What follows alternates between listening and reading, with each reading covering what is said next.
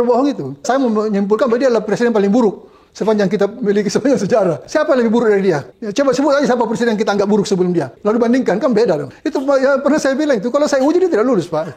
Ya, masuk IPN tidak lulus ya. Yang berani berbohong itu luar biasa. Kebohongan mengenai SMK itu. Sampai sekarang belum pernah dia perbaiki. Belum pernah dia minta maaf bahwa saya telah membohongi kamu mengenai SMK. Itu wawancara khusus, Pak, oleh satu stasiun televisi. Sekarang berapa sih harganya yang bisa dijual nanti? Hitungan terakhir 95, tapi nanti kalau sudah produksi massa tentu saja ada rekalkulasi lagi. Ya. Tetapi yang kita juga sekarang ini bingung, pesanan sudah kira-kira lebih dari 6.000. Dan pada kapasitasnya, setelah uji emisi, setelah nanti sertifikat uji tipe ini kami pegang, perkiraan saya bisa 3 sampai 4 kali lipat yang pesan. Padahal kemampuannya baru 200-300. Kira-kira 200 sampai 300. Jadi kalau Mas Tommy mau pesan sekarang, nunggunya 3 tahun. Begitu sangat istimewanya mobil ini. Presiden mau membuat pabrik sendiri, bikin mobil SMK sendiri, yang bener aja kamu itu gimana? Gimana? Loh itu urusan orang industri, urusan saya, urusan apa dengan produksi SMK itu? Nggak ada urusan, nggak. Anja!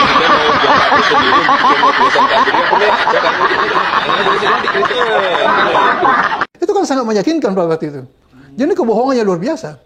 Dan hanya orang yang sakit jiwa yang bisa berani berbohong seperti itu. Itu kalau orang normal tidak mungkin, Pak. Itu risikonya besar sekali. Tidak beranikan itu menyangkut konsekuensi sosial, psikologis. Psikologis dia akan dicap sebagai pembohong, dan itu beban paling berat, ya. Dan konsekuensi sosial dia menjadi orang yang tidak bisa dipercaya lagi. Saya udah jelasin tadi, UGM itu memang lembaga resmi, itu kewenangan dia mengatakan itu. Kemudian tetap aja tidak dipercaya. So mau apa lagi? Ya Pak Jokowi lapor.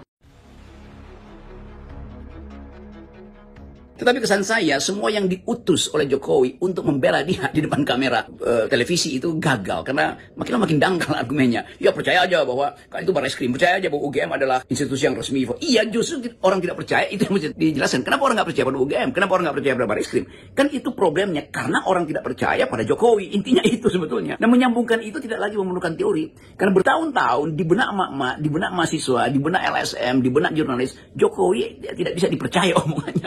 Ya pasti ada yang pro, ada yang kontra, ada yang percaya, ada yang nggak percaya. Tapi semuanya nanti kita serahkan pada proses hukum. Iya, hukum kita percaya pada hukum, tapi kita tidak percaya pada lembaga-lembaga hukum di Indonesia, kan itu soalnya kan. Tentu saja hukum bisa kita percaya kalau dia memproduksi keadilan dan kejujuran secara konsisten dan koheren. Nah, hukum tertinggi itu adalah Mahkamah Konstitusi. Nah, di situ terjadi manipulasi tertinggi. Ngapain percaya pada hukum yang lain kan intinya kan. Begitu banyak hakim yang disogok kok dan jadi tahanan KPK, ngapain mesti percaya kan, itu dasarnya kan. Jadi kegagalan para pembela Jokowi dalam soal ijazah ini itu seolah-olah itu menegakkan benang basah, dan basahnya itu basah kena oli itu. Nah, coba aja negakin benang basah kena nggak pernah kering itu. Jadi kemampuan berpikir dari mereka yang membela Jokowi akhirnya dipertontonkan dalam bentuk kedunguan karena berupaya untuk membela sesuatu yang bahkan membuat kalimat sederhana aja udah nggak bisa. Jadi kita ini belum membentuk satu peradaban kerakyatan yang memberi harga diri pada bangsa. Bahwa bangsa ini harus anti kebohongan. Bahwa bangsa ini harus sensitif terhadap kemungkinan penipuan penguasa. Apalagi terhadap kejahatan-kejahatan yang konkret seperti penindasan atau penganiayaan, itu tidak perlu sekolah tinggi-tinggi kalau itu. Tapi kalau menyangkut kebohongan ini kan perlu ada sensitivitas. Kalau Anda punya intelektual secara minimum saja, Anda masih tersinggung dibohongi. Ya harus tersinggung. Kok ada orang membohongi kita secara terbuka gitu. Dia mewariskan beban bagi rakyatnya sangat berat. Jadi kebohongan-kebohongan dan kealpaan-kealpaan itu jadi bebannya luar biasa. Belum lagi beban-beban nyata yang lebih bisa diperhitungkan. Misalnya beban utang negara. Ini tidak pernah dalam sejarah Republik ini presiden meninggalkan utang sebesar itu. Ya karena itu tadi, dari perilaku yang kita pelajari, dia sendiri yang menampilkan dirinya seperti itu. Menjawab pertanyaan saja tidak bisa. Yang paling cilaka itu kalau ditanya sesuatu, dia bilang, kok tanya saya gitu. Ini kan bukan Sri Mulat, bos. Ya, kalau Sri Mulat bisa begitu untuk lucu-lucuan, ini negara yang diurus ini. Harus kelihatan dong konsistensi kepemimpinan itu. Jadi leadership itu memang tidak ada. Ya termasuk memaksakan pemindahan ibu kota itu. Itu saya heran. Kenapa dia tidak bisa gentleman? Itu kan inisiatif dari dia. Dan lebih celaka lagi, itu kan tidak masuk dalam janji kampanye dia 2019. Itu kan sesuatu yang ujuk-ujuk. Tiba-tiba dia sibuk mencari lahan. Yang suruh kamu siapa? Janjimu sendiri tidak ada, tuntutan rakyat tidak ada. Ya, tidak ada tuntutan rakyat untuk pindah ibu kota. Bagaimana bisa mengatakan itu kehendak rakyat? Hanya karena dia asumsi sederhana, karena itu diputuskan oleh undang-undang DPR. Lalu muncullah ide itu, ini lempar aja kepada rakyat. Kemudian bagaimana dengan kebijaksanaan lain? Apakah dia juga bisa mengatakan nanti satu waktu bahwa utang-utang itu juga adalah kehendak rakyat? Itu kan memang cuci tangan. Dia harus gentleman, tapi ya memang tidak bisa diharapkan sih.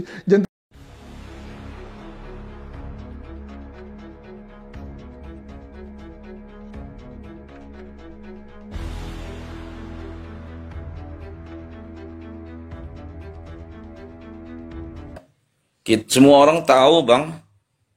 Gubernur Aceh itu mantan Panglima GAM. Cerdas beliau itu. Berani. Kalau Tito Karnavian itu belum ada apa-apa mungkin dengan beliau, walaupun dia mantan Kapolri. Iya. Coba ciptakan suasana kondusif, aman itu kan bangsa ini. Persoalan yang ini selesaikan. Bukannya menambah-nambah persoalan. Enggak jauh-jauh. Urusan ini kan pengelolaan harta kekayaan. Mau dikeruk, mau dikuasai. Yang jadi tumbal masyarakat. Saya kira demikian, Mas. Lanjut. Oke, terima kasih Bang Tarmizi. Oke, lupa saya ke Pak Heri ya, lupa Pak Heri. Silakan Pak Heri, lanjut Pak Heri. Pak Heri apa Pak? Rondang ya? Oke, Pak Heri dulu lah, Pak Heri dulu. Silakan Pak Heri, silakan Pak Heri. Jadi menurut saya kayak gini. Kita sudah ada perdamaian antara GAM dan RI, yaitu butiran-butiran MUU Helsinki.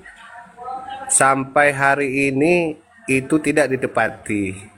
Itu juga salah satu membuat rakyat Aceh ini merasa disisihkan.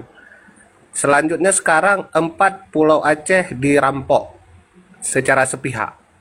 Itu lagi, kalau seandainya GAM ini akan kembali untuk berjuang untuk negara Aceh, apakah Aceh ini salah? Apakah Aceh ini memang tidak pernah dianggap? Itu aja dulu, host. Nanti kita lanjutkan kembali. Oke, terima kasih. Oke, kita ke Bang Rondang. Bang Rondang, silakan Bang Rondang, lanjut Bang Rondang. Bang, silakan. Saya udah katakan tadi, ya. Saya udah buka dari zaman Daud Beruah, ya. Anda ini yang baru muncul nih, saya udah bersekolah waktu SMP di situ, Daud Beruah, ya. Kemudian saya sering ke Aceh, ke Banda Aceh, ke Kota Raja itu sering masuk ya.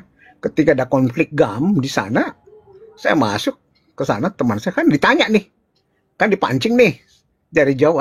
Saya bilang, saya bahasa saya bilang, oh iya, kau pergilah katanya. Ya, jadi artinya apa? Yang saya takutkan merembet kemana-mana daerah ini. Artinya, saya terus terang aja, saya buka di Komal ini, Sumatera itu udah mau bergerak loh. Sangat, makanya tadi di Komalnya siapa sih, jangan Jawa sentris ya. Jangan Jawa sentris lah ya. Tadi Farhad sudah ngobah itu Komal Jawa sentris. Berbahaya.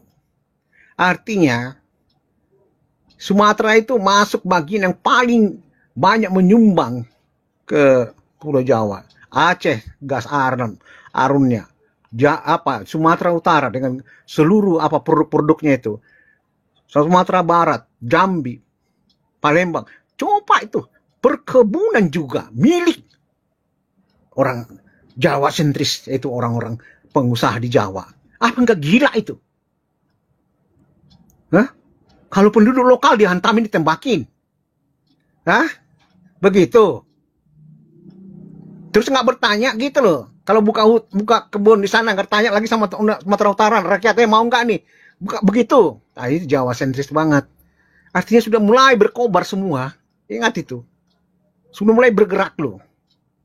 Jangan ya. Jangan sampai. Artinya apa?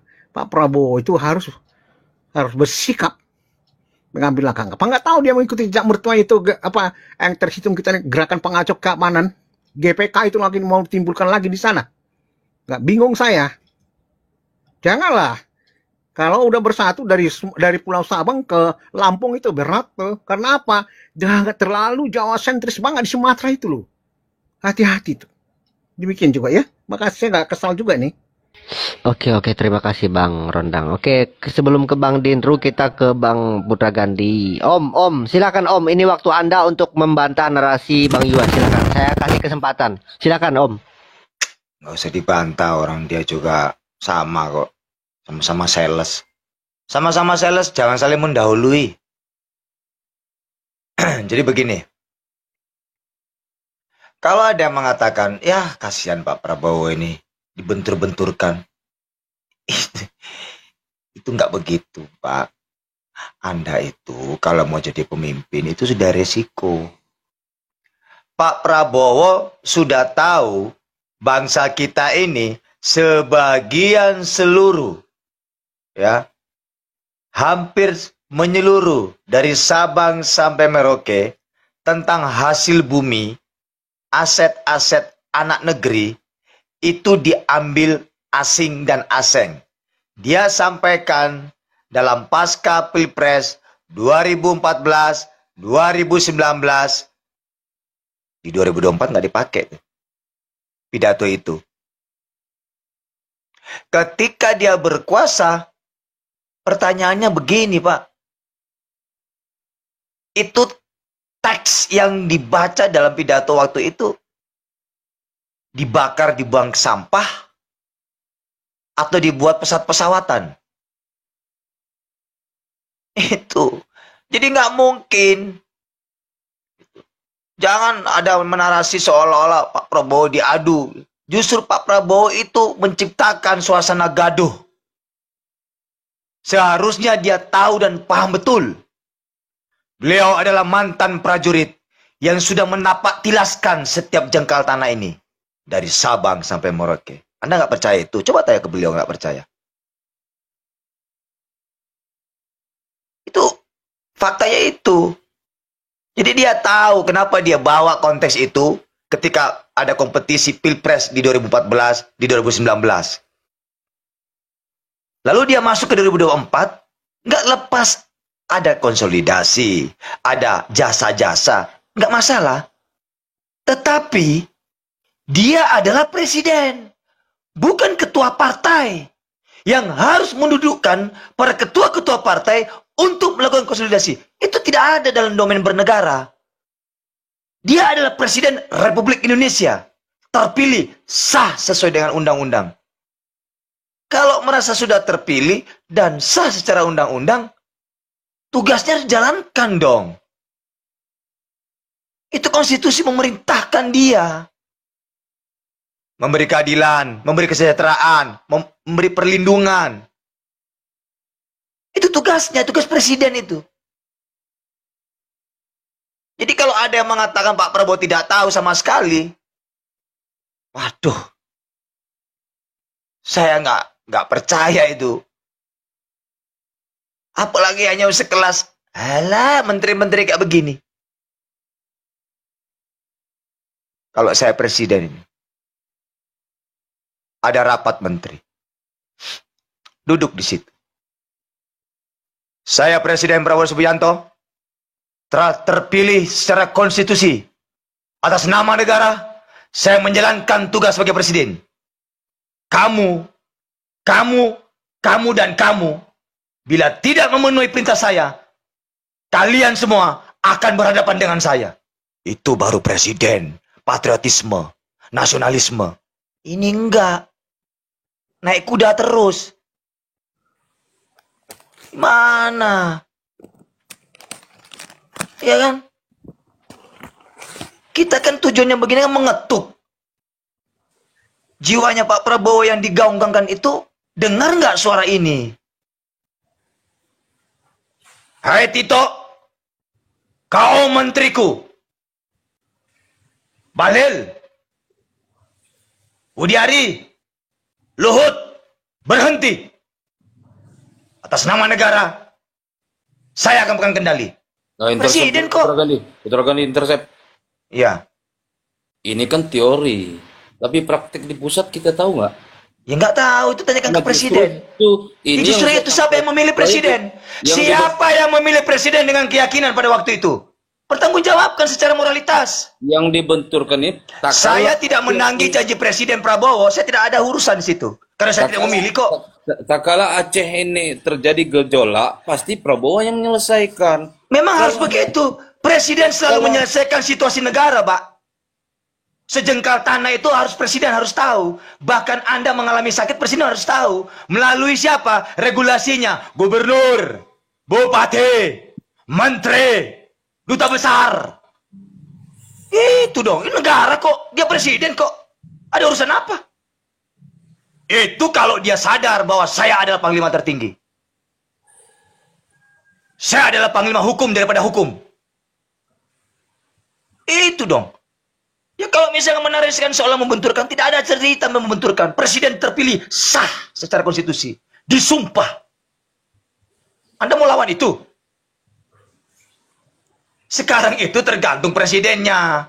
Kalau presidennya hanya cuma, ya saya tahu lah, Pak Presiden itu kan dekat sama Pak Jokowi, dekat sama Bu Mega, dekat sama Sembilan Naga, dekat sama Pak Tito, Luhut, partai-partai. Tapi satu hal Bang Tarmisi, kalau Anda tahu, Pak Prabowo tidak dekat dengan Tuhannya. Makanya dia selalu lupa. Dia selalu lupa kekuatan itu. Kita kan uji kok. Kita nggak akan melakukan kudeta. Ngapain? Capek-capek aja. Kita akan tunggu sampai 5 tahun. Sejauh apa kinerja Anda? Saya beda dengan teman-teman yang sekubu itu. Ada yang bilang setahun, 2 tahun, 3 tahun. Enggak, saya nunggu 5 tahun sesuai konstitusi. Kurang sabar apa saya? Saya sudah terbiasa kok 10 tahun. Mengikat perut. Apalagi cuma 5 tahun. Udah biasa. Semua rencana, semua tentang masa depan ada di tangan beliau. Kalau mau jadi pemimpinnya sudah risiko, tanggung jawab. Dia tahu semua tapak tilas bangsa ini. Dia tahu semua persoalan bangsa ini. Dia tahu kerusakan tentang ekonomi, pertahanan. Kita nggak perlu mengajari itu. Kita tak perlu lagi menggurui hal-hal yang aneh-aneh. Yang kita inginkan adalah di mana ketegasan Anda sebagai presiden melakukan tindakan sikap. Sebagai presiden, dia presiden. Makanya dia absolut. Dia eksekutif. Bukan ekonomi. Ini. Anda tidak bisa menjalankan tugas sesuai dengan sumpah jabatan Anda, hai Menteri.